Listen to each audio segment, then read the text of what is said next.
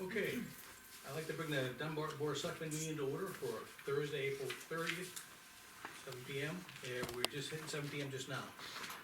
Gentlemen, we have some minutes from the last meeting. I'll make a motion to approve the regular minutes of April 16th, 2026 as amended multiple times. I'll second that motion to approve the minutes of April 16th. Any discussion on those amendments? All in favor? Aye. Aye. I'll make a motion to approve the 9:27 PM non-public minutes of April 16th, 2026. I'll second that. And is this the one that needs to be sealed? I believe, I'll have it right here for me, stand by. For 9:27 P.M.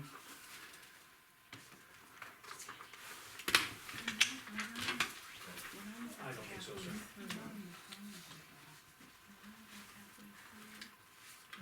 these were the ones, that we wanted to seal. Okay, Yes. Okay, Okay, so give me Yeah, 9:27, so I'll make a motion to approve the 9:27 non-public minutes of April 16th, 2026 and seal them. understood. Any and further I'll discussion? second that motion. Okay, all in favor? Aye. I'll make a motion to approve the 10:07 PM non-public minutes of April 16th, 2026 as amended and not sealed. I'll second that motion. Any discussion on those minutes? No. No. Oh, All in favor? aye. It's Yeah, thank you. There was a typo in the signature block, please note that. No? You see that? Pen name change is fine. Leave these to you to be sealed. Yeah, all that. You show the typo? Yes. Okay. It was a signature block, it was a previous selectman on there. Yeah. We just gotta clean that up. It was one So pass. it's easy, if you wanna just put your name underneath the I'll just signature. write my name here. Yeah.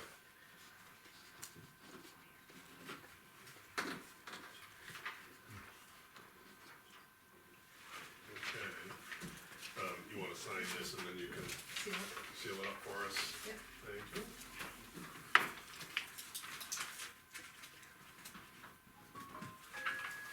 Sign, please. Minutes business Almost. is almost done? Almost. I'm gonna open up for public comment, but if you're on the agenda tonight, please, wait till you're on, we call you on the agenda. But if you're not on the agenda, you have a public comment, I'll open it up for your comments as we see it. Anything for public comment, I'll go back row. Front row, anyone, Bob, no? Okay, okay. Okay, I think we're good, close the public comment. We have a, Dave Knoll is gonna be, David A. Knoll is gonna be, he's been nominated to serve on the Historical Awareness Committee. And we would nominate him to serve on it with a term ending March 2029, effective, with a date effective today. Any discussion on Dave Knoll being assigned to the circle? Is he present? No. That's even better. Does he know he's nominated? yes, Okay. he's gonna come tonight. Aye. Aye. Yeah, I got a ticket, I won the lottery. You don't mind if I do it? Okay, next item,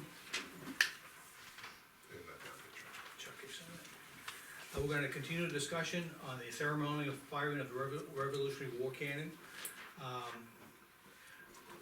The board has bantered us back and forth a little bit, and I'd like to just make a statement to hopefully streamline things and support or not support this, but I want you to understand where we feel as a select board. I do have reservations, but remember, I'm only one of three, and approving or disapproving this event. And the reservations of the entire board were centered around safety and town liability, and nothing more. Essentially, the board will give our go-ahead as long as the following are in place. One, the school board or school principal approval. That's one first item. The second item is insurance for liability to person and property, and we got a copy of the insurance policy, that's in place, thank you, Lean, and thank you, Donna, for sending that. And lastly, the fire and battery have a safety standard operating procedure that will be adhered to, simple as that. Those three criteria are the only things that the board is asking, and we meet those, and we'll support it with no issue. So I thought I'd simplify it a little bit. And I hope that meets some of the concerns that you all have. But the thing is, I wanted to get more input from the school board, and it's more of their, shall I say, bailiwick than ours. Because it's part of their educational program. I'm not gonna second guess, we're not gonna second guess the educational system as the board. We're concerned about safety, yes, we have insurance for it, and as long as the battery has a, shall I say, a safety protocol in place and they adhere to it, we have no objections.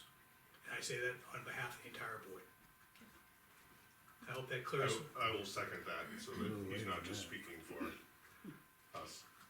Yeah, and I'm in favor of that as well, if those three conditions are met, I don't see a problem with it. Just for the record, we have not heard anything from the school board yet. Mhm. And we're waiting on that, and as soon as we get something, we'll pass it on to you all. But I think their input is more critical than ours. Well, we haven't had a chance to even talk to the school board because we really do feel we have to say something. Sure. Okay? And please let me read through this. We put it in writing, we all got together and did this because we all felt the same way after either being here and or watching the video. Okay. And Brandon Merrill of the artillery company also watched the video, and I have his comments. Before we get into the specifics, this committee feels we need to address our treatment at the last meeting. We found, Mike, your demeanor to be not only disrespectful, but also condescending. You were shuffling papers, not looking at us when we spoke, and you were hunched as ambushed, as if you were ready to attack. You implied that we were out of our minds. It was obvious to everyone in attendance you already made up your mind, and whatever we presented was falling on deaf ears. We also question your approach in campaigning your personal opinion to the principal and the school board without any of the input we were attempting to provide. We were never given a chance before you poisoned the field, and we're disappointed that neither Sorry Guys, Dana, nor Chuck jumped in at any time to temper you, even though their facial expressions show just how uncomfortable you two were. Watch the video. It's a lot different from this side of the room than it is from that side of the room. It looks a lot different from our side. You three Selectmen are supposed to monitor each other and correct each other on proper, respectful discord to the people that elected you. And Mike, it was also unprofessional and inappropriate to repeat a rumor that impugns the reputation of others at a public meeting. It's a rumor, don't spread it. Some people might consider it slander. Brandon from the New Village, his letter says, seems that the select board member could have handled that a little differently. He did come across very rude and insulting. As far as someone telling him that it's ready to explode at any time, I have never heard that. It's also very insulting to our company to hear this, as we have never had a safety issue. The artillery board feels like this is too much of an issue and would rather keep Molly at home. And now I'd like to address the issue that you brought up about the accident in Norwich University. And I sent the three of you 4 pages of information from the Norwich Guide on, newsletter. How do you say that? guide on. That just talk, anyhow. The Norwich Artillery Battery was formed in 1968 using 2 James Civil War cannons, which had been found in a junk pile and repaired. At the time, the only requirement to join them was an interest in artillery. In 1974, 20-year-old student and member Jim DeSati lost his hand, not his arm, in an accident when members failed proper safety procedures. Average age of students was 20 to 21 in that group, and the regular military officer assigned to them was not there. He was apparently rarely around.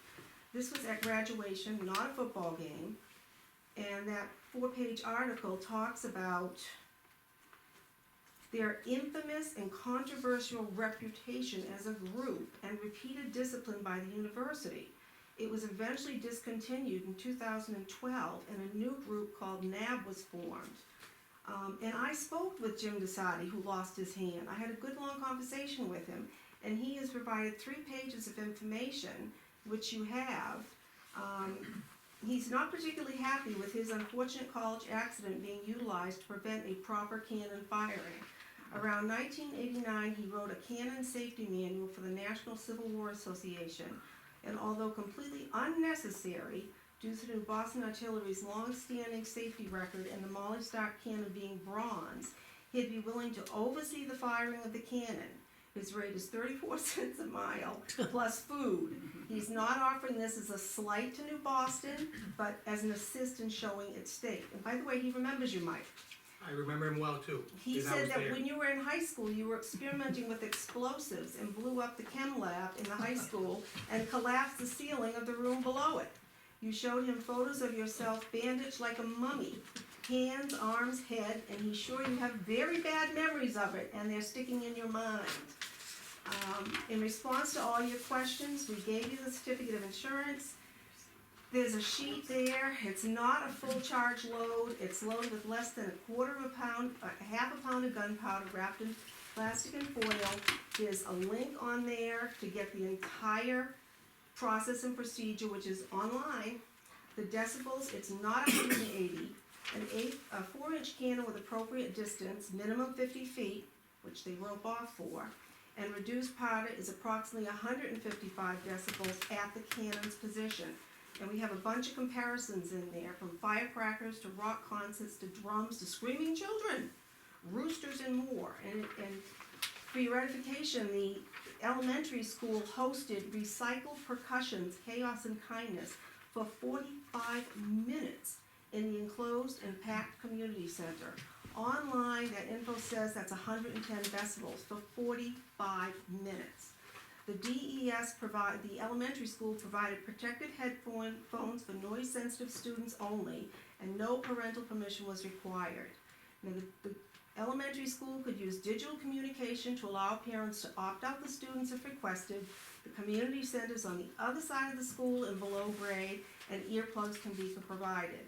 The firing time between the shots is not 18 seconds because this is not a battle. This is a reenactment with each artilleryman calling out their actions and proceeding cautiously for the audience. Fred timed the videos on the internet at 4 to 5 minutes. I know the Park Association requires 10. 3 but- minutes. 3? 3. I thought you said 10, okay. But I think I did see the NPA does require 10. Anyhow, but this could be modified. Personnel, they're all trained, some with decades of experience. This is what they do. They fire annually in New Boston, and on occasion when members of the artillery pass away. They don't use hearing protection. As a safety side note, on July 2021, Betsy Poltrak, at age 100, the oldest citizen in New Boston, with a walker, fired the cannon. And in Dunbarton, the Molly Stark cannon was fired on 5/27/2002 on the Common. Chuck, I think you were there. Probably. You were. It was the What'd you memorial and dedication, with hundreds of people, including children, in attendance. A couple pictures there. It was arranged through Rodney Stark by Selectman Chuck Graybill, who also fired the cannon. Les Hammond and JR were also on the board. There was no permit required, no hearing protection. The storage and care, that's on the list, that's not an issue. The written and trained protocol, there's a link there to the entire thing, it's online. And x-raying the cannon, no information online about any scheduled timeline to do this. It simply says it would be warranted if a physical inspection, which they do regularly, of the cannon found a defect. And I confirmed that protocol with Jim Desati. And when you read Jim Desati's qualifications in there, He's got it along the. he's the guy, I know he's that. the guy, okay? We've given you several links to cannons being fired with students there. At one of them, the kids even as a game call out fire as the command. I could go on and on about the historical value, but it's in the videos, and you know, the Freedom Trail is what they're doing. There are 3 stops on the Freedom Trail with cannons. The USS Constitution has 52 cannons. They fire some of them every single day and on special occasions. And even though they use a 40mm saluting gun inside the replicas, they're still making big booms to represent how we won the war, and that war was noisy. You can't hide history. You add the drummers, the calls, the beats, and the attire, It's all history. It has value. Well, I can see, I understand you're passionate about this, as I was too. And in fairness to my colleagues did talk to me. And I was on a rant, and I apologize to my colleagues for being on a rant that evening, and it's in the minutes, that I said I apologized to them for going on a rant, because I was probably overboard. And I apologize to everyone who was here that evening. However, it was a two-way street, Donna, and the thing is, please understand what was said to me that evening. Personal attacks against me that evening, and personal attacks against the staff of Dunbarton. I was a little bit upset and saddened because the following comments were made. It was suggested that the town administrator was incompetent. It was suggested at the last meeting that I was part of a movement. Because my hesitation in directly supporting this event was similar to others around the country tearing down historical statues. Not. It was also suggested to me by a gentleman next to you that my 31 years of service to our country was called into question because I did some work behind a desk. I'm sorry, sir, I was at the Pentagon when I got bond, and I don't believe that you have the right to denigrate me publicly like that last week. And lastly, I was finally being slammed by your committee for basically sharing my safety concerns with one member of the school board. And the thing is, I guess I gotta put a gag under my mouth if I have a safety concern. But other than that, I reflected upon what the input I got, and that's why you came to us. I reflected upon everything you said last week. I talked with my colleagues and my peers on the board, and that's why we came with 3 simple things. And the thing is, I believe you've met 2 of them already, and you just gotta talk to the school board, and it's a go. It's a fully on board I thing. don't even know if the New Boston Artillery is gonna know. This committee has already written a letter of apology to the New Boston Artillery Company on the behalf of the actions of one selectman who insulted them. Well, We I don't think- wanna have bad relations with New Boston, because read what Jim said about, you had that explosion that blew you up. You are explosion phobic, and I get it. You've had Well, some bad experiences. even in the service, Shouldn't sir. let you taint you. Okay, So could I just make a statement here? Yes. It's obvious that there was significant passion on both sides. We could tell from the last meeting, we can even tell from this meeting. Thank you for reading all of this. You actually did a wealth of homework, obviously, in getting information on everything to do with how to fire cannons, all the history of doing it, and all of that. It's extremely appreciated. After the meeting, it was our opinion that the meeting didn't go well with regards to this subject. I did share some opinions with other board members. We weren't making any decision. We actually didn't make a decision until we were here tonight. But we did share the fact, I actually felt that your presentation warranted us considering accepting the situation of firing the cannon with just those 3 minor requests, which I think were reasonable requests. You can certainly comment on that at some point in time, but I think that removed the passion out of the discussion, at least after the meeting, that I was able to share with my colleagues here. And I would actually like to have this move forward in more of a positive manner at this point and celebrate what you're trying to do. Because I do respect what you have. I don't have the history, I'm not a veteran like these 2 folks are, but I do respect what you're trying to do and recognizing history and using a device that was. I think now the Part of principal history. would actually have to be talked into it, because we have no idea what you said to him, but you really upset him to the point that he was really quite rude to Cindy in front of the student. I That's can't, not a rumor. I I don't know can't- what you said to him. I did not stir him up at all. I just asked him. He wouldn't even make a decision by chatting with him. He was very nebulous as far as which way he was going. And so I couldn't comment whether he was in favor of it or against it. I could not get a good read on him at all.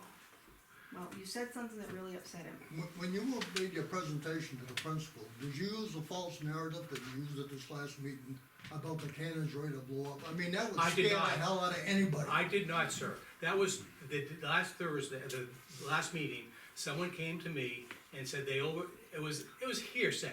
And the thing is, I did not. Why would you bring it out at a public hearing? Hearsay. Well, why would you? I'm not gonna basically. I'm just sharing the hearsay I heard. okay? And I'm not going there anymore.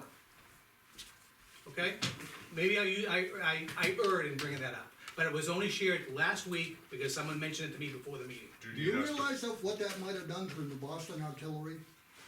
All of a sudden, there's a rumor out there, the cannon's unsafe, the cannon's liable to blow up. It was said at a public hearing by the chairman of the board of selectmen. And the thing is, where did I say that comment originated from? Do you recall I said You that? said it was a rumor. No, I said it was a member of the battery You said it said was a that. member, and yet Brandon says no. And he- Okay, then I respect him and I agree with him. And the thing is, I don't wanna stand in the progress of this, going forward. And the thing is, I agree with Dana, I agree with Chuck. We put very simple requirements on there and we're ready to go forward. Are you willing to, If you need me to call the school, I will. that may be, and we think that you should write a letter of apology to. I'm not apologizing for my opinions. No, I'm not, ma'am. You're apologizing for slander? I do not slander anybody. That's what hearsay is. Well, the thing is, I think you should look within your own committee, how you slandered me on video last week, last meeting. We didn't say Mr. anything. Nicholas, I thank think you we so need to much. tone this down, You started tone out, it down. you started out the meeting, you sat there before us, and a whole room full of volunteers. You said, where's the adults in this room? How insulting! Well, I still think it's, Where's the adults?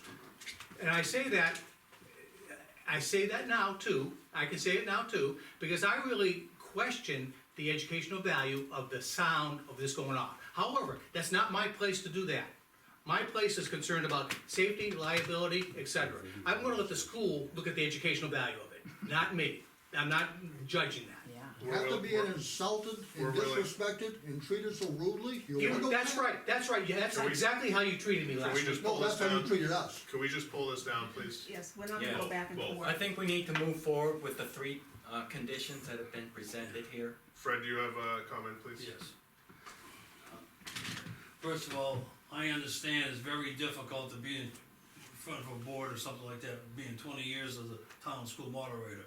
You know, I understand getting grief and everything.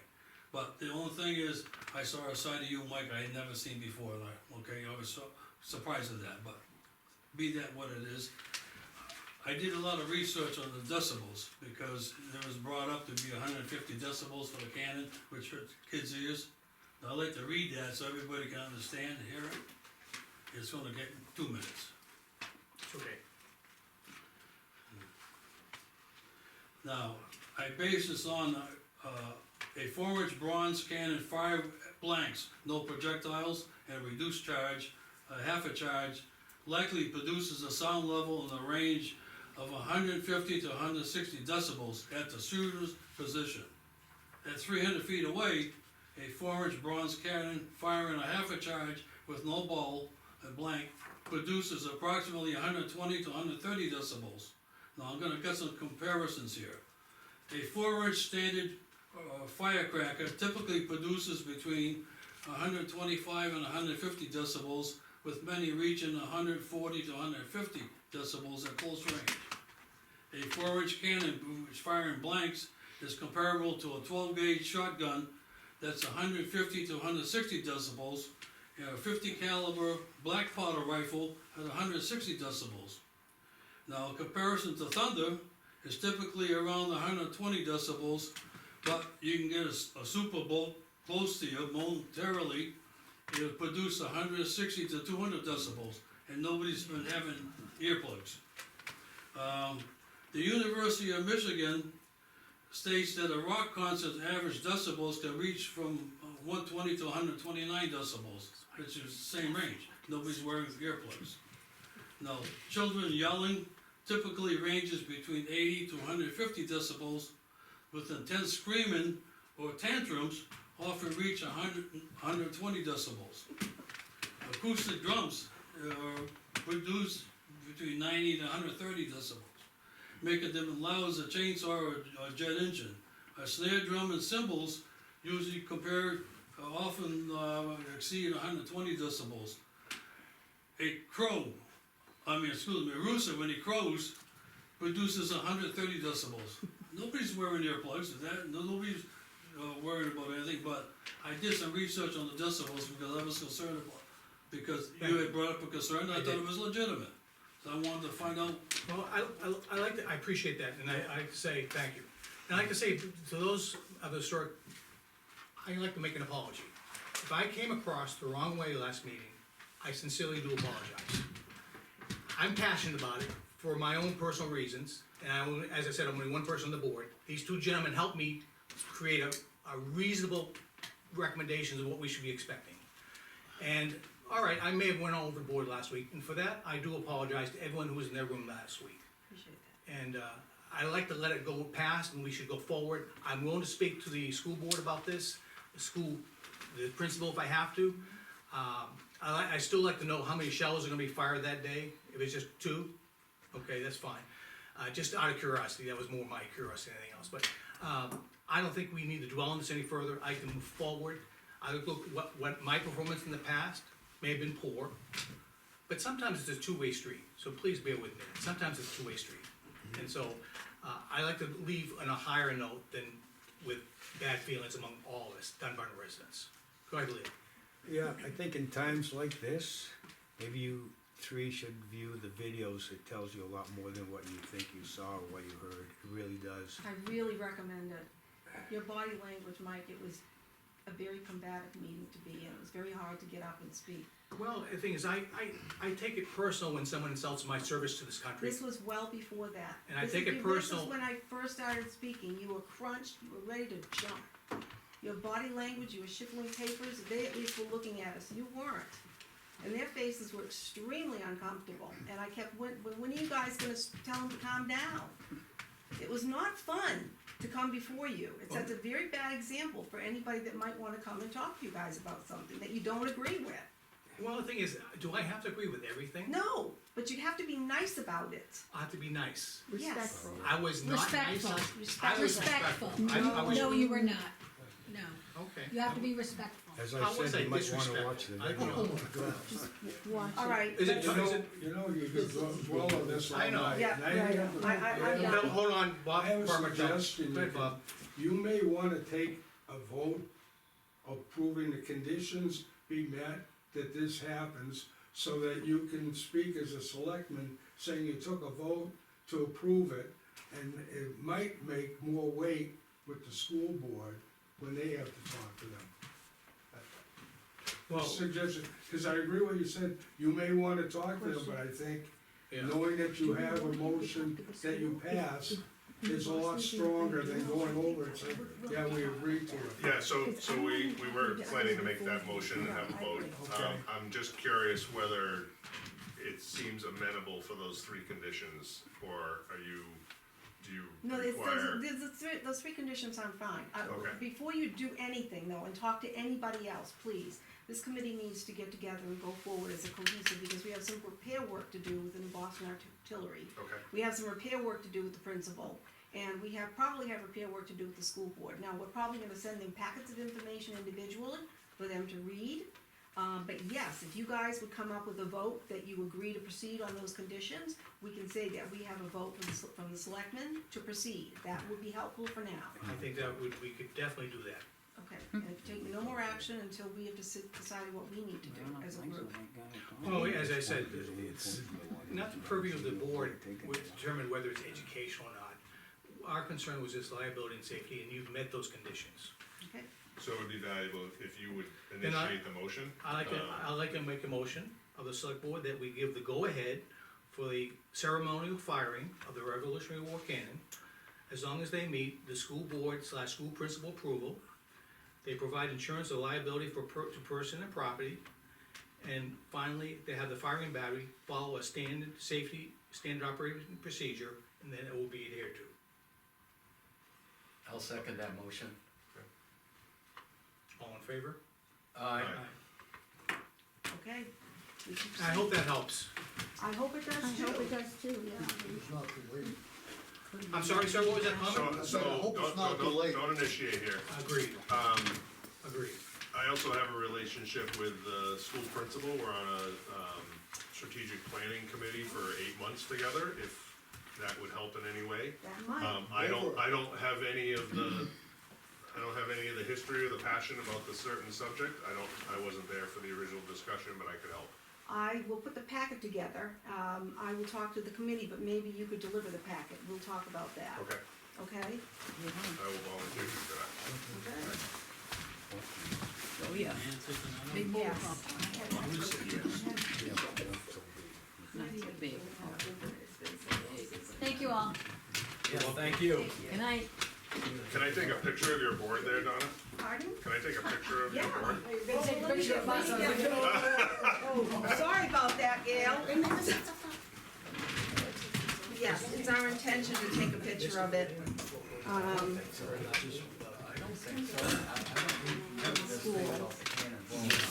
Yeah, get it out of here. Oh, okay, but I am. Good, thank you. Well, Sage's gonna tell you. I mean, and I'm kinda neutral in this. I'm not an Xfinity guy. Let's continue. Yes. You got their photos. Chief, I'm gonna bring Mr. Wright with me, if you don't mind. Get turning the barrel. Be gentle. remember, I may get angry, I may be passionate. That's why he's got me. Oh, hi. That's just Mike. But that's just me, I get two other people that, you know, So I guess to begin, because I have Patrick Wright here with me. So Patrick Wright, he's the president of our the Dunbarton Firefighters Association. And just thank you for what reference, you do in the support of our fire. the Firefighters Association is a nonprofit. They're 501c3. It's comprised of mostly members of the fire department, myself included. But we're the ones who do the work kind of behind the scenes. We do the chicken barbecue, the pancake breakfast. Those are the fundraisers which kind of get those monies to be able to donate equipment and stuff, which we vote on as an association on a regular basis. But as a part of that, what we realized most recently with our pancake breakfasts is that we really don't have a great outside area to cook using grills and griddles and such in the back of the station.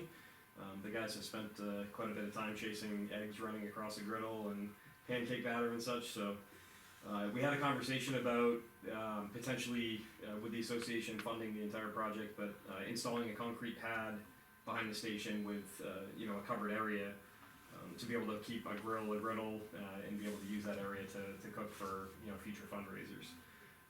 So what we're here to ask for is really just permission to pursue and move forward with installing a concrete pad, with the intention of the association providing all of the work, all of the financial costs behind it, and of course following a regular path of utilizing DigSafe before we do any work, and trying to get as much as we can donated to it. One comment, the thing is, I think the chicken barbecue A+, okay, sometimes a little bit overdone, but never underdone, which is important. And it's always well received. Pancake wasn't advertised as much, and I say that as a suggestion. Yeah. Yeah, we started one time, and we didn't get so many, then we advertised more. We're like, oh, so then we came up with a better solution now. Okay. If we want actual numbers, it's So they can easier, play it. yeah, Yeah. because we overbought it. Okay. The other thing is, we have a community center also out there, which would be available to use for that event if you wanna do something indoors. And the thing is, even if you don't use it principally, I would at least throw it on the table as a backup location in case you have a rain event and you wanted to have a place to do it. I think it's just gotta be coordinated with people ahead of time. And I don't see why a community center couldn't be used for that event. That way you have indoor, you have a kitchen, and you have places for people to sit down and not be exposed to the inclement weather. And that would be one option. And if it's early in the year, such as around Easter, let's say, sometimes pancake breakfast, it can be maybe 35 to 45 degrees out, kind of chilly to have a breakfast It's outside. something about cooking on a griddle and Oh, I- old style, and we're all like, hey, look at us go. But I say that only as a suggestion. I don't want to dictate. No, I appreciate it. Yeah, we can certainly reach out to the school and see if the kitchen. But remember, is it's a backup. community center. Yeah, yeah, for sure. Just a question, I have two-part question just for public information too. Is this area currently where you do the griddling? Yes. That you put the concrete pad on? Yeah, Oh, okay. Yeah. Is it a covered area? it's not, Okay. no, currently it's not. And so would you be leaving a griddle, like, equipment there? Well, that's a good question.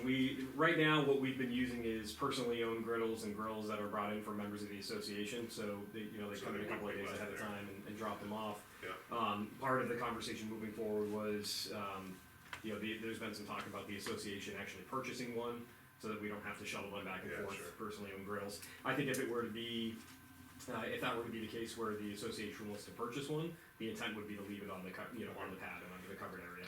And the follow-up to that, if it was left there, Mhm. is there any egress or, like, traffic pattern changes that have to be done with this pad being there? No, Okay, No, so this it doesn't interfere with walking out a back door to No. anything that you go, so you don't have to redirect a walking path to Nope. exit the building? No. Okay, I'd be concerned also if you're gonna cover it, is it gonna be wind resistant? In the sense that we can have really bad winds in a storm, and the thing is, I've seen many like these patio covers float away like the Wizard of Oz. yeah. We would bolt it all down. Right, and the thing is, would it be like a hard cover? Yeah, I think what we're intending is a wooden post, 4x4 wooden post Right. with, just a lean-to covering to, just, Okay, keep just, that area covered. I would stay away from cloth stuff or something that Oh, can yeah. go airborne. Yeah, no, this would be certainly more Okay, regular than I that. have no issues with that.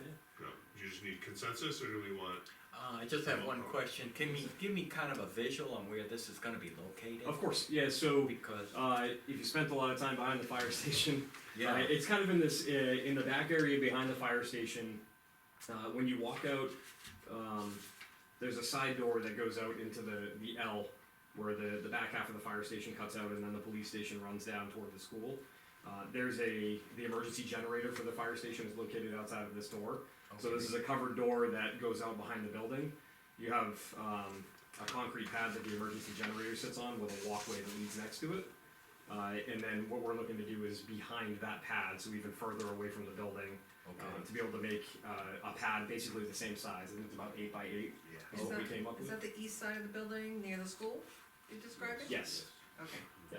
just a 1 8x8 pad? or- 1 8 by 8 pad. Oh, okay, relatively Yeah, a small. very small Is it pad. big enough? Uh, 8x8's kinda tiny.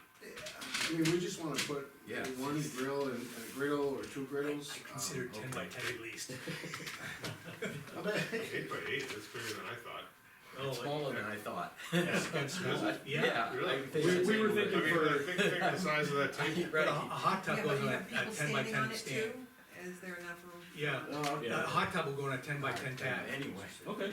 And Yeah, so we'll say up to a 10 by 10 pad. We got a comment from the public. Fred has a, Fred Mullen from Dunbarton.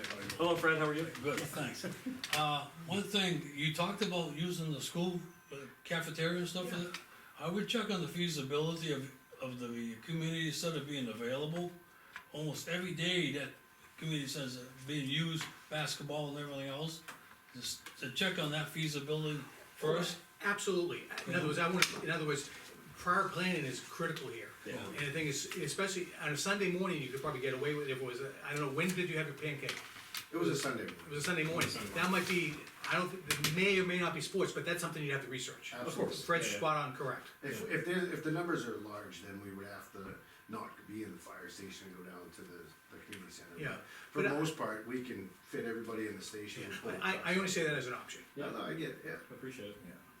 But the thing is, gentlemen, I think we have consensus for you to go for it, but look at the size. Yeah, Again, no, thank you for the suggestion. maybe a little bit bigger. Right. And it's a little bit, that's not much more concrete. Yeah, when we were looking at it, the size of the pad that the generator currently sits on is 8 feet wide. Yeah. So we were thinking to keep it in that same footprint, that we Okay. could do it 8 feet wide, but, I think what we really need to do is kind of put the griddles together or back to back and And figure out remember, you how gotta much fit it with physical some walking space. space and, you know. Yeah, we'll take that into Yeah, consideration please, before we pour a because, final pad. you'll think afterwards, boy, we should have made this a few feet bigger. We'll do the Michael Kaminsky, extension on the side of it. There you go. Probably okay. Okay, so go ahead, you got a green light from us, we don't vote, Okay. we're just going to give you consensus, so excellent, go. okay, Thank you very Thank much, you, appreciate yeah, it. appreciate it. alright, thank you. And thank you, again, he comes in and brags about you almost every month, he comes in something, I'm getting a donation from so-and-so, from the fire association. And so, thank you for funding some I've of been his in town needs. for 12 years, I've been on the department for 10 years. Yeah. So, But finally became the president, and we're doing the best we he can. relies on you, and the thing is, he appreciates you more than you know. Oh, no, we understand each other. Okay, Yeah. so, thank you, chief. Thank you. Thank you. So next piece of business, I guess what Mike has in his hand, if we can go to that. So a few months ago, we have a tanker, our oldest piece of equipment is a 1996 Chevrolet. It's an all-wheel drive tanker it has a primary use of forestry, just because of the all-wheel drive capabilities that we have. Noticed a few months ago, for quite a while, it's actually been leaking water, which is a routine maintenance issue that can be repaired. We just adjust the pump packing in the bottom of it. But about 2 months ago, I noticed that there was actually some oil mixed in with that water, and we had a really big concern for the seal between the gearbox and the pump actually failing and mixing in gear oil with the pump. I had been in contact with a gentleman who does pump repairs. He's kind of the go-to guy in the New England area for pump repairs. He operates a shop out of Merrimack, and he services pretty much the entire New England area for fire pump testing, repairs, etc. And he knows the truck inside and out, and he also told me that pump no longer built, no longer serviceable, parts are no longer available. So the resourceful members that I have were able to identify the gentleman that bought an old hose truck from the Boston Fire Department years ago. And when he bought it, he turned it into a commercial use truck. He took the fire pump off the front of it and kind of set it off to the side in his garage. Sounds like a great story. And when he was contacted, he basically said, if you ever have any issues with it and you need the pump, you can have it for free.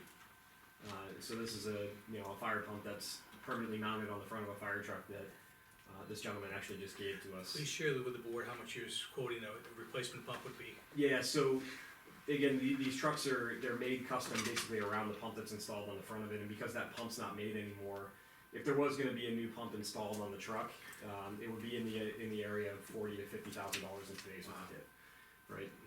So a pretty heavy price, and that was kind of what I was dreading the most when I started seeing all the gear oil and this water leaking out of it. But we got the pump, and then before I could even talk to him about his plans to try and get it installed, my deputy chief had taken the pump off of the old pump off the front of the truck, had already picked up the new pump and was working on installing the new one. Before you even knew it. Before he even really had found out that he had even started to put any time into it. So 4 members of my department, my deputy chief, Bud Marcoux, one of my lieutenants, J.R. Swindlehurst, and firefighters Cody Marcoux and Zach Marcoux, in total have about 60 hours worth of work into replacing this pump, which is installed on the truck, tested, and fully functional right now. And no leaks. No leaks. And I spoke to the gentleman who owns the pump company, that pump repair company, who's actually volunteered his time to come up and actually bring some gauges and a do an deck actual on it test. and test it to see kind of what we're getting for flow out of it.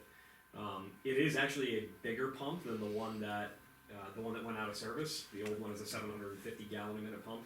This new one is 1,000 gallons a minute. Given its age, probably not going to pump out 1,000 gallons a minute, but it's certainly going to suit the need for what we use it for. What does it run on, the diesel or? So it's a power takeoff from the engine, so the truck itself is a diesel truck. Okay. Yep. So, in total, the 60 hours that that my 4 firefighters had into it was just under $1,000 in labor pricing. Not to mention the parts and materials, which I didn't even get a price on because he refused to tell me how much it would cost. He said you could just have them. So Dunbarton Fuel, J.R. Swindlehurst is obviously the owner.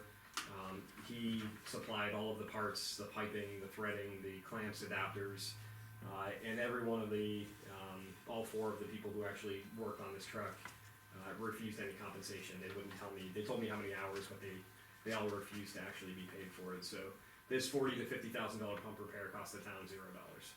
Sweet.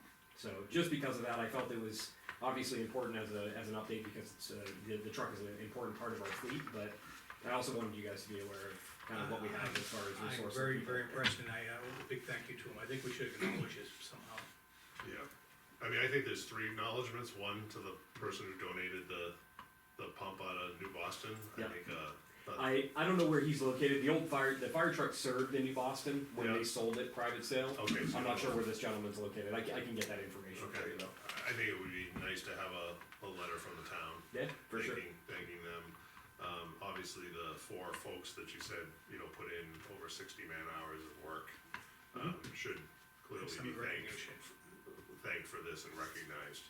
And then, also whatever the donated parts were, from Dunbarton Fuel, that was very generous, Yeah, I'm assuming. agreed, yeah. They're probably more than a washer. Yes, yeah. So, yeah, no, thank you, I just wanted you all to be aware of it, this is something that I was dreading really, moving forward with, and having the price out, and even trying to find somebody that can do it, and how long it would have taken would be up in the air. These guys just kind of grabbed the pump and I'm started. gonna get doing it. emotional here, thank you. Yeah. Thank you to the entire team. I'll leave it to you to figure out whether, like, especially the outside folks there, whether you want a, letter just from you as the fire department and chief, or do you want something from the town? We're happy to sign or submit something. If you could work with Lean to get a draft together for us, Sure. and get the names and the addresses so we can get it appropriate. And then maybe recognition, you keep personnel files for all your staff. Yes, I have, the personnel files actually live here at the town offices, Right, I but have what- training records. What I like to do yes. is recognize those people who put their effort into it. Yeah, Okay? absolutely. And then we can get something drafted up and, just to say something, as a token, say thank you. Yeah, that would be great. Excellent. Gentlemen, excellent. Alright, last couple, hiring, do you have the, Got it right in front of do me, you have it for Liam Smith? sure do. So, I had intended to hire 2 new per diem employees, we've already hired one, which was Derek Waldron. A couple weeks ago, a correct? few Was weeks that the ago. one from 2 weeks ago? The one from 2 weeks ago, yes, no, a month ago. Okay. Yeah, so Derek's already hired, he's onboarding right now, he's working on becoming independent and signing up for shifts. And I received a call from Liam, so Liam is a professional colleague of mine for the past 15 years. I've worked with him as a firefighter paramedic, he served as a career firefighter paramedic for the town of Bow for some time. Worked in the private sector as a paramedic doing transfer ambulance work. He's since moved on, he worked for several years for DART as a flight paramedic. And then he was a base manager for the New England region for Air Methods, which is another flight service. Since then, he's transitioned over to the float pool, so now he works around the country as a flight paramedic. I saw he's gonna get numerous licenses everywhere. He does, yeah. So being in the float pool, all of his paramedic licenses are required in each one of the states that he works in. So over 30 licenses for, as a paramedic. But his newest role is gonna be as an educator with the same company, with Air Methods, which is gonna take him away from the bedside. It's gonna take him out of the clinical setting more than he would like. So he's looking to get back into per diem work where he can still actually be utilized as a paramedic and practice medicine. So him and I had a lengthy conversation, and being that he still works for this company, which is really based out of the Midwest, he's gonna travel for 10 to 12 weeks a year, and the rest of it is gonna be all work that he does remotely from home. He will know ahead of time when he's gonna be out. He knows when he's gonna be out, yep, so he'll be able to let us know when he won't be available for as many shifts.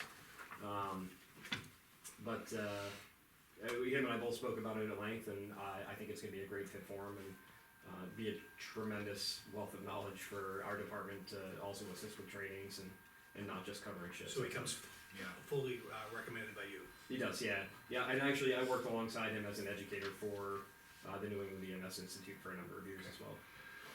I think we have to make a motion to hire him. Do we have the, that's his resume. Do you have the wording about the specific position that we wanna motion to hire him at? It's gonna be for a per diem firefighter paramedic. It's on the first page, First, application. It describes it right there. Per diem. Let's see that, didn't you put it in? Normally you have there's another sheet,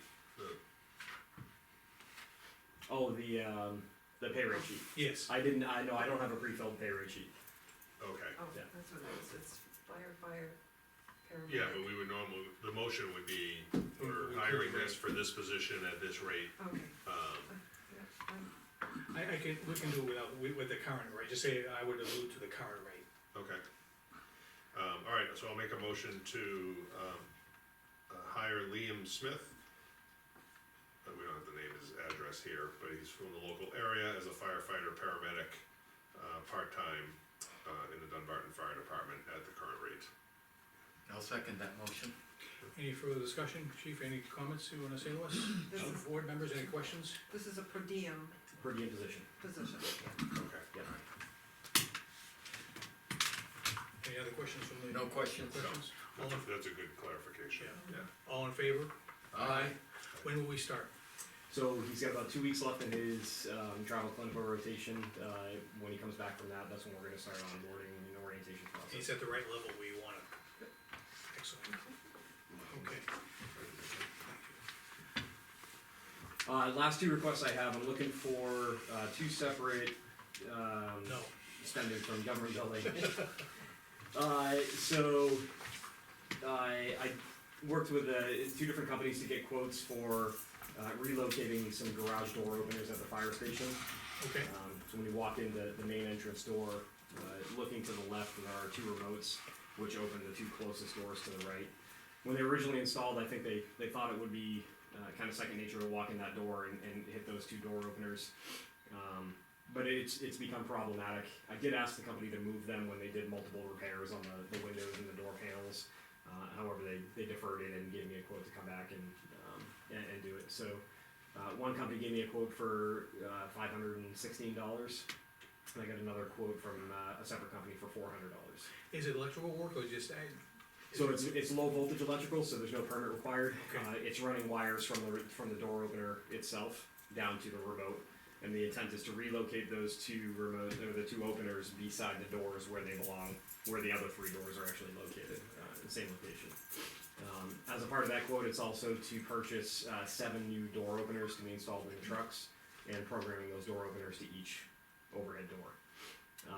That's part of the same quote. Part of that same quote, yeah, Okay. that includes the purchase of 7 new door openers. The door openers that we got for one of these new overhead door openers are 3-button remotes, and they're not labeled, so you have that 1 large button and 2 smaller button. So they could be multifunctional, but the problem is they're unlabeled, and we don't use these trucks on a regular basis, so when people opening show all the doors? people show up and they're hitting a button in the middle and it's opening the door to the left of them, it gets a little confusing, particularly when they're responding to an emergency. And they're not even programmed that way anyway, only 1 button is actually programmed on these things, and the other 2 are taped off with painter's tape. I'd like to simplify things by getting single button remotes that act as an open and a close when they're hit. For the vehicle involved? Yes, yeah. Which is, so part of that quote, so, I'd like to move forward with, using the lower bidder of the 2 companies. It's Fleming Garage Door, they're a local company out of Hopkinton. And he, just for the record, they actually came out and helped us with an emergency that we had with one of the overhead doors.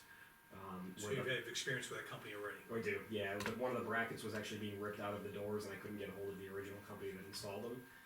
And Fleming Garage Door showed up in 25 minutes and did the repairs, didn't charge us for it, and actually went to go talk to the company that installed the doors.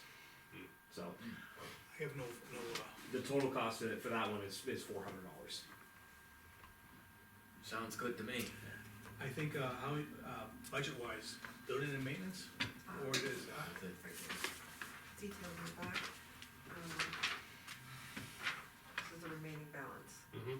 I'm not sure if the board has any real big projects planned for the year, I know that, This is $400. this is minimal. yeah, yeah. I make a motion that we authorize $400 expenditure on the relocation of garage door openers and purchasing additional At the fire 7 station. remotes. 7 remotes from the Fleming Garage Fleming Garage Door.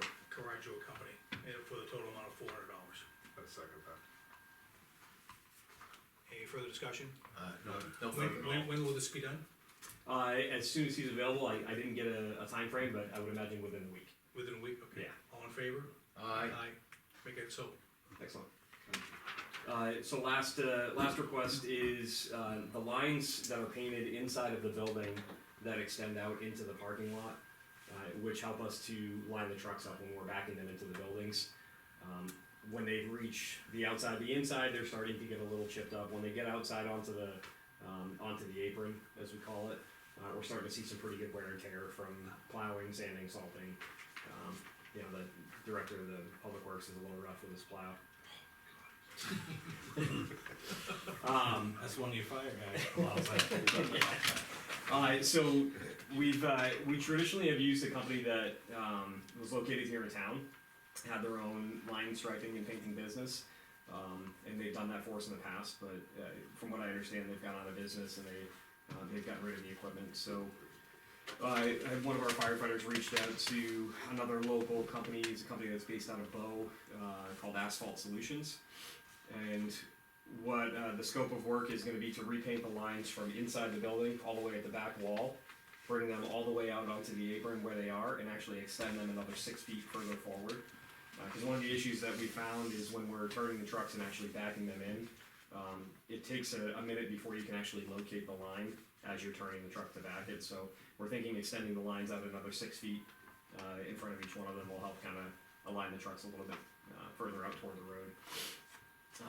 And then the other part of it is to repaint the lines for the 2 parking spots that are located in front of the fire station, right outside the door.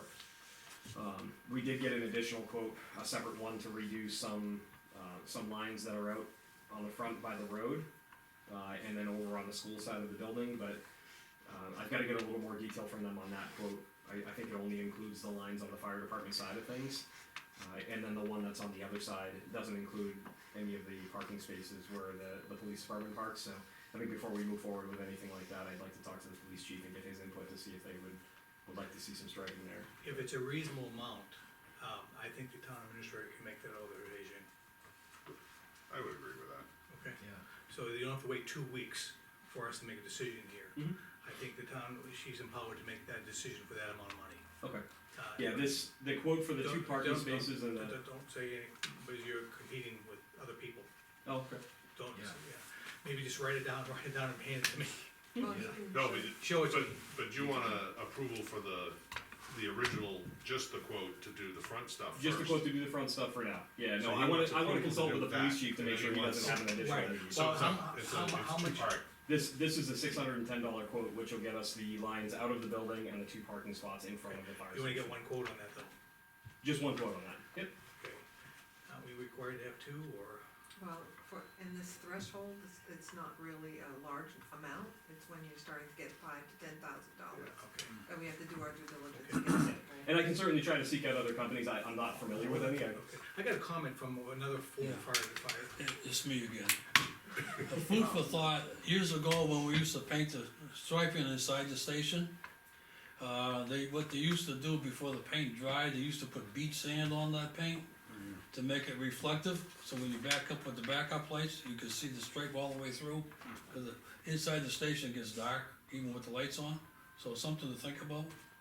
Yeah, they've got some information here about the type of paint and excess beads that are actually in the paint already when they do the spraying now. So Glass beads. yeah, so the Make it idea is to, Reflective Yeah. glass beads. yeah, Okay. yeah. So that's the paint that they're intending to use in this company. I have no issue with moving forward on the $600 quote. The other quote, I don't think is gonna be nearly that much. For the other, no, yeah, so the secondary quote, which he gave me, not including anything in front of the police station, was $250. Right.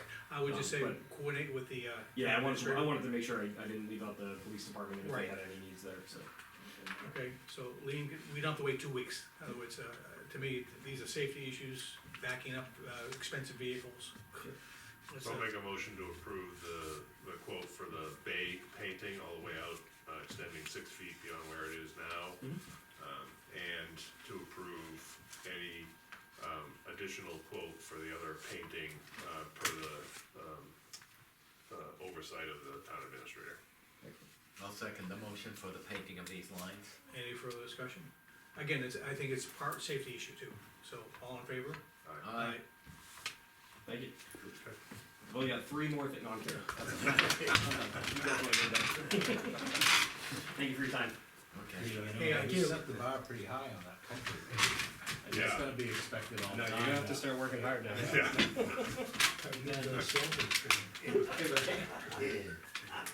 Jeff, you're up. My turn. Chuck, how do you like being selectman? Great. Good, good. Never a dull moment, is it? Yeah, right. Never a dull moment. I'm here to talk about Kelsey Road, couple updates. The first thing I wanna do is do a little clarification. On our road meeting 2 weeks ago, we kinda started to get off track a little bit. It was basically, the idea of the meeting was to inform residents of our plans, general plans and all that, not necessarily how we were gonna do them, but Mr. Guiney wanted to go down His a path that, exactly what we were gonna do in reference to moving poles and stuff, and I just wanted to do a clarification for you people. Thank you. And anybody else, it's not gonna be too lengthy, but there was reference about moving telephone poles and stuff like that, and that's when I thought we were gonna get into a back and forth discussion, so I just kinda tried to avoid answering the question too much. That project was approved by the planning board for the road improvements, and he was assessed an exaction fee, which is paying for a portion of the improvements Correct. based on a subdivision. It's kind of a design build type of thing. The planning board set some parameters they wanted, like width of the road, etc., things like that.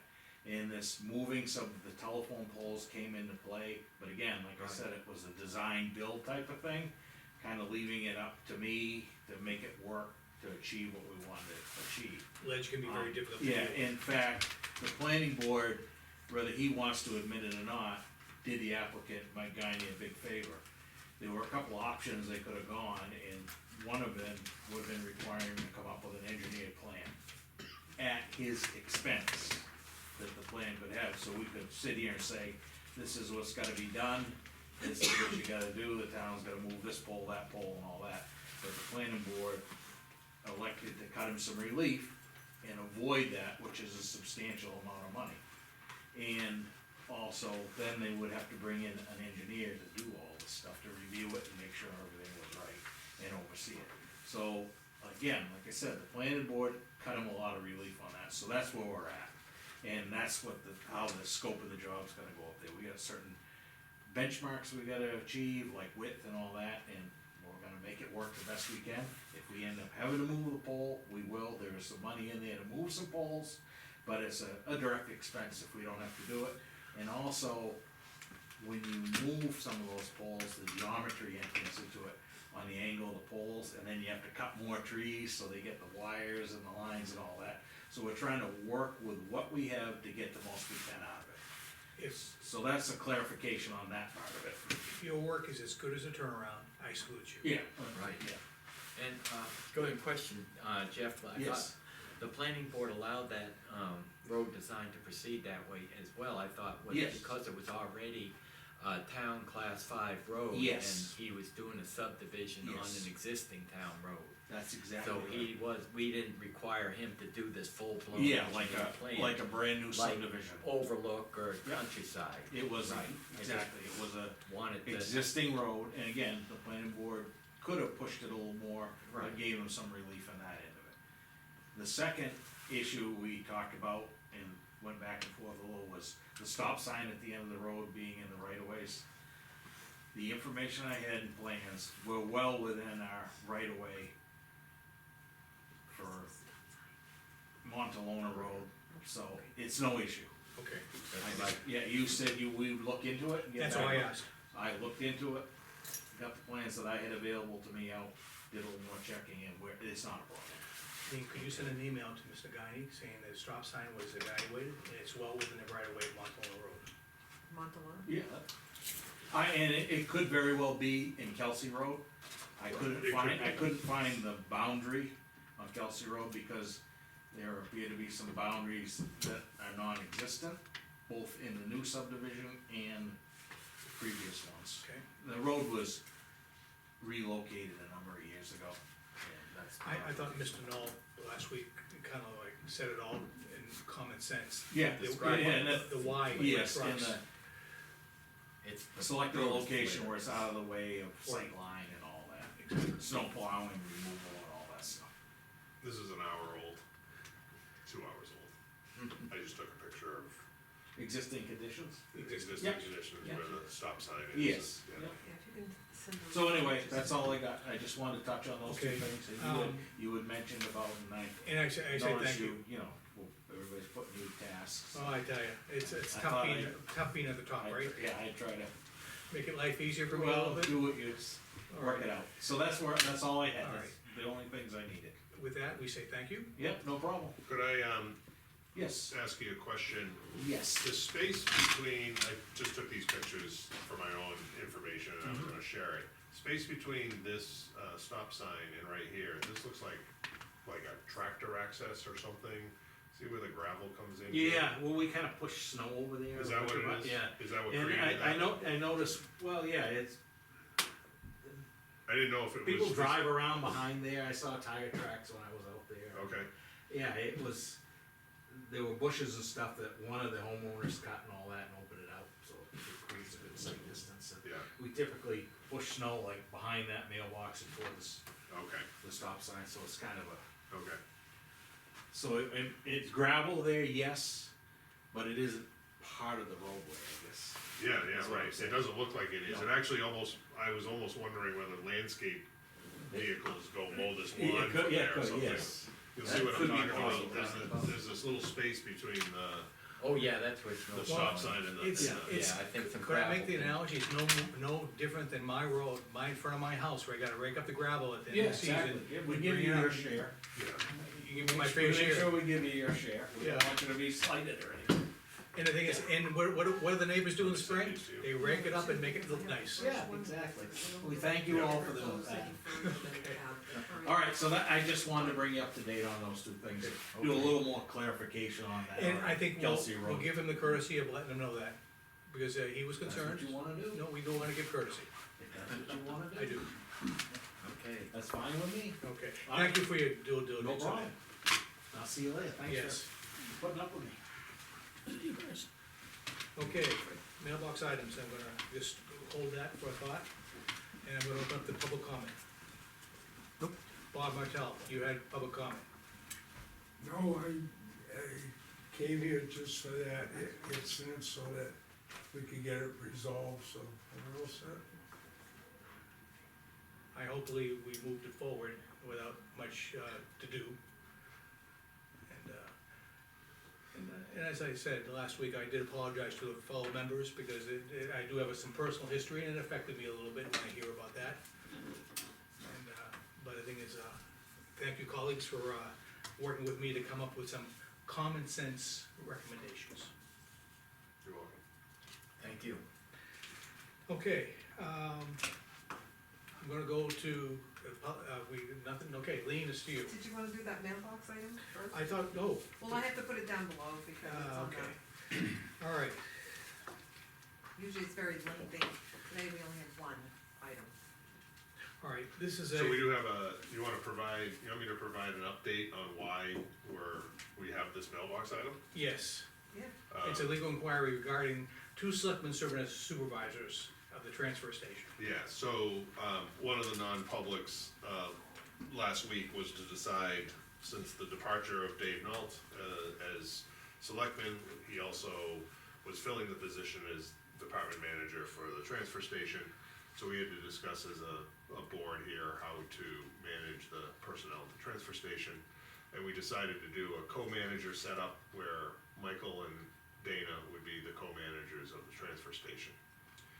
Because of that, it would entail us meeting at times together, when we're discussing transfer station business with the transfer station manager or other employees with the transfer station. And, so we got a legal response regarding the presence of two selectmen at these meetings, and that's what, Yeah. I'll let you then share that legal It response. says, we can meet as supervisors of the transfer station, we should announce it beforehand, that we're, like in this meeting, we're gonna say, the next 2 weeks, we may meet one time to discuss transfer station business. Our discussions, when we do have, limited to transfer station business and no other town business while we're working with the transfer station personnel. Yes. That's, And I'd like to state that it could be one or more meetings with transfer station, right, personnel. situation dependent.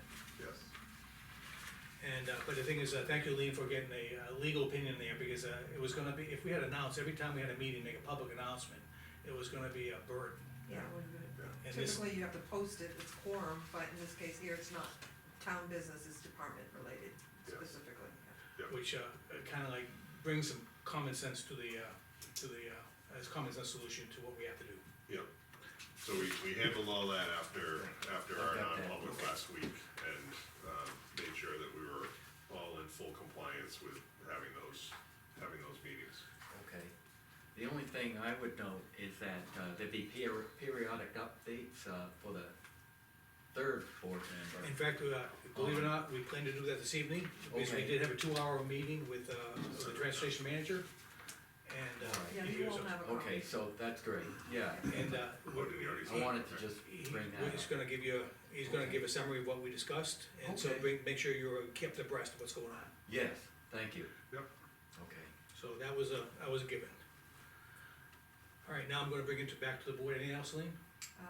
I've finalized the merging and the collection of the new assessed, values for the property taxes, and that has gone very smoothly. I was able to, create a tax commitment for the July bill, which is the estimated tax warrant. And, they'll go out, probably a week early than the normal time. They'll give people 5 weeks instead of 4 weeks to, Save your money. plan and pay for their property taxes. Save But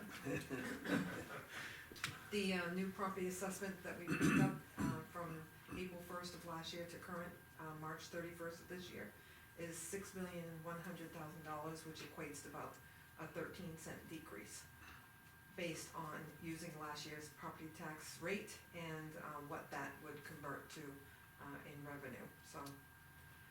It sounds like it's a good decrease. On average, we have about $4 million in new property assessment, so we're a little bit higher than we have been, even though it's been a slow year.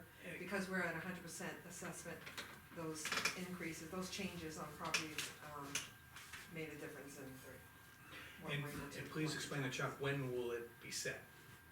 Talk about the September, The final tax rate's not set until October, Okay. end of September, October, and that's why people, aren't very clear all the time as to why their December bill's higher than the July bill, but the July bill is just an estimate, and it's 50% of the prior year, so Okay. that one's Right. been And- completed. we get a significant amount of money from room and meals tax, and that's not announced to late September, early October, Right. and that impacts our tax rate significantly. And we Okay. always budget conservatively, and so we don't wanna overestimate what we're gonna get, then we're stuck pulling out of reserves. That's right, yeah. And, but that won't, we can't really do anything to, people from Massachusetts come up and spend their money. Right, tourism, Yes. tourism economy. And, but other than that, the thing is, I think Lean, it sounds, we're doing all right for this town this year. I think so, yeah. Okay, great. Okay, back to Dan, anything else for the board before we go into non-public? I don't believe so. Okay. Nothing else. Okay, and, again, thank you for my fellow selectmen, as I said before, for helping me out with this, Canon issue. It was, I would say, emotional for me a little bit, but the thing is, I brought myself back to reality, and I think we made some common sense recommendations, and, I felt that when it comes to safety, I mean, you gotta be passionate, so, I was not really taken aback by, your actions at the meeting, because you were passionate about safety, and that's a big true, concern. but I have a little bit of history there, so I criticize myself, and I think it's, so I'm subject to my own self-criticism. I'm sure somebody will be watching this. It was noted that Chuck and I didn't respond or didn't stop the situation as it was occurring. I will say for my own part, I wasn't educated on the whole scenario of what this canon meant. I was developing my thoughts as things were going on, as I was hearing things. Right. And so I actually had little to say actually until the end. And I Right. had actually formed my thoughts more at the end than I did at the beginning. So it was difficult for me to interrupt that situation, but I realized it wasn't pleasant for the audience Well, in that. well, And and for you. I felt uncomfortable with No, I some of know, the it was accusations being uncomfortable thrown for a out. lot. And I think it was properly recognized that, I think Chuck and I were also in an awkward space. Yeah. Right. Well, I'll the just thing say is, that for the record. and for the record though, the thing is, in the future, if as I go off the deep end ever, If any one of us do. we should be able to interject at any moment, okay? And the same thing for me, I felt the same as Dana, it was an educational experience for me, I don't have any experience at all with antique cannons, as far as I knew, it 275 years old, and that seemed very old to me. And the thing is, So, I didn't know anything about this topic. my reservations were, stick to the subject, don't make it personal. Right. And when they started making it personal by accusations against the town administrator, accusations against me, I went to almost a defensive mode. And the thing is, I'm not gonna sit there and have someone criticize my 31 years to service to this country. And I'm proud of that, and I really felt that he was, Best to stop there, yes, stop there. okay, I'll leave right there, and the thing is, because it's two-way street, and they're not here to Yes. defend themselves, so I'll leave right there. Right, thank you, Okay. thank you. See, that's where I Yes, need Bob. some, I like some help, good, Bob. I just wanna say is, the reason I brought up the motion Yeah. is sometimes these go on as a consensus to do it. And by you making it the motion, I'm glad you were thinking of that, because Yeah. then it reinforces when you're talking to the school board, Yes, that you're on board versus the controversy. Yeah, Yes. absolutely. yeah, good point, thanks, Bob. Okay, let's move on, gentlemen. I promised a certain time tonight. I'd like to make a I'd like to go into non-public for RSA 91-alpha